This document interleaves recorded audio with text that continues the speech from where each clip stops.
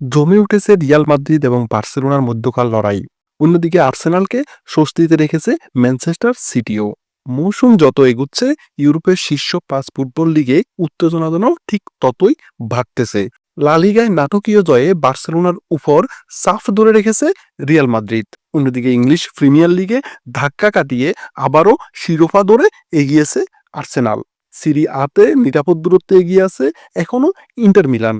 বুন্দেসলিগায় টানা 2 ম্যাচে পয়েন্ট হারিয়েও শিরোপার পথে অনেকটাই এগিয়ে গেছে বায়ার্ন মিউনিখ। আর ফ্রেঞ্চ লিগ 1-এ জমে উঠেছে পিএসজি ও লেন্সের দ্বৈরথ। টানা 3 ম্যাচে পয়েন্ট হারানোর পর অবশেষে লাস্ট উইকের ম্যাচে জয়ের দেখা পেয়েছে আর্সেনাল। অন্যদিকে টটেনহামের সঙ্গে 2-2 গোলে ড্র করেছে ম্যানচেস্টার সিটি। নিজেদের জয় আর সিটির ড্র এই দুই মিলিয়ে পয়েন্ট টেবিলে আরো শক্ত অবস্থান গড়েছে গানার্সেরা। 24 ম্যাচে আর্সেনালের পয়েন্ট যেখানে 53, সমান সংখ্যক ম্যাচে সিটির পয়েন্ট সেখানে 47, অর্থাৎ পরিষ্কার ব্যবধানে এগিয়ে আছে মিকেল আর্তেতার দল। 46 পয়েন্ট নিয়ে শিরোপা দৌড়ে আছে এস্টন ভিলাও। সেরা 5-এর অন্য দুই দল হলো ম্যানচেস্টার ইউনাইটেড যাদের পয়েন্ট 41 এবং চেলসি যাদের পয়েন্ট 40। নেক্সট উইকে শীর্ষ দল আর্সেনাল খেলবে সান্ডারল্যান্ডের বিপক্ষে এবং ম্যানচেস্টার সিটি খেলবে ডিফেন্ডিং চ্যাম্পিয়ন লিভারপুলের বিপক্ষে, যে লিভারপুল আছে পয়েন্ট টেবিলের 6 নম্বরে। লা লিগায় রোববার রাতে শেষ মুহূর্তে কিলিয়ান এমবাপ্পের পেনাল্টি গোলে 2-1 ব্যবধানে জয় পেয়েছে রিয়াল মাদ্রিদ। জয়টা অবশ্যই তাদের কষ্টার্জিত জয় ছিল। এই জয়ের পর তারা বার্সেলোনার সঙ্গে আগের মতোই 1 পয়েন্টের ব্যবধানটা ধরে রাখতে পেরেছে।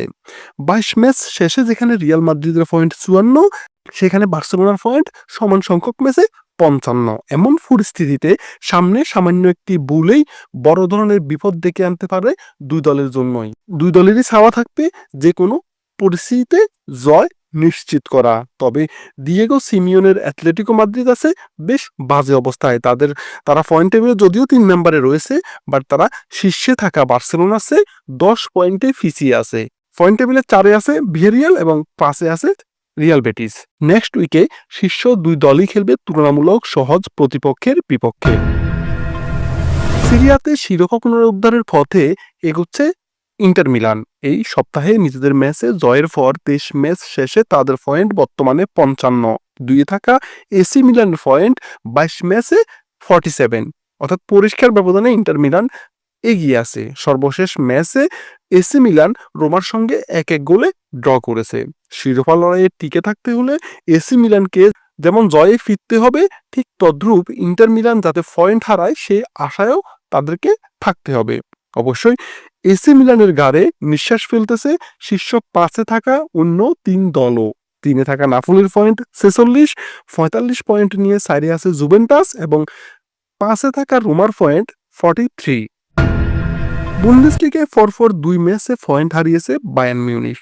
আগের ম্যাচে অক্সবুর্গের কাছে তারা হেরেছিল এবং লাস্ট উইকে অর্থাৎ শনিবার তারা হামবুর্গের সঙ্গে ড্র করেছে, যদিও তাতে বড় কোনো ক্ষতি তাদের হয়নি। 20 ম্যাচ শেষে বায়ার্ন মিউনিখের পয়েন্ট 51, সমান সংখ্যক ম্যাচে ডটমুন্ডের পয়েন্ট 45, যারা নিজেদের সর্বশেষ ম্যাচে হাইডেনহাইমকে হারিয়েছে 3-2 গোলের ব্যবধানে। ফ্রেঞ্চ লিগ 1-এ শিরোপা লড়াই এখন পিএসজি এবং লেন্সের মধ্যে সীমাবদ্ধ হয়ে গেছে। 20 ম্যাচ শেষে পিএসজির পয়েন্ট যেখানে 48, সেখানে সমান সংখ্যক ম্যাচে লেন্সের পয়েন্ট 46। সর্বশেষ ম্যাচে পিএসজি স্ট্রাসবুর্গকে হারিয়েছে 2-1 ব্যবধানে এবং লেন্স লে হাভ্রেকে হারিয়েছে 1-0 গোলের ব্যবধানে। পয়েন্টের ব্যবধান কম হওয়ায় এই লিগ সামনের দিনে দারুণ কিছু রোমাঞ্চকর দৃশ্যের উপহার দিতে পারে বলেই মনে হচ্ছে। আপনার কি মনে হয় এই ইউরোপের শীর্ষ 5 লিগে শেষ পর্যন্ত কারা চ্যাম্পিয়ন হচ্ছে, নাকি 2-এ থাকা বা 3-এ থাকা কোন দল কোন চমক দেখাতে পারে? তা কমেন্ট করে জানাতে পারেন। ধন্যবাদ সবাইকে।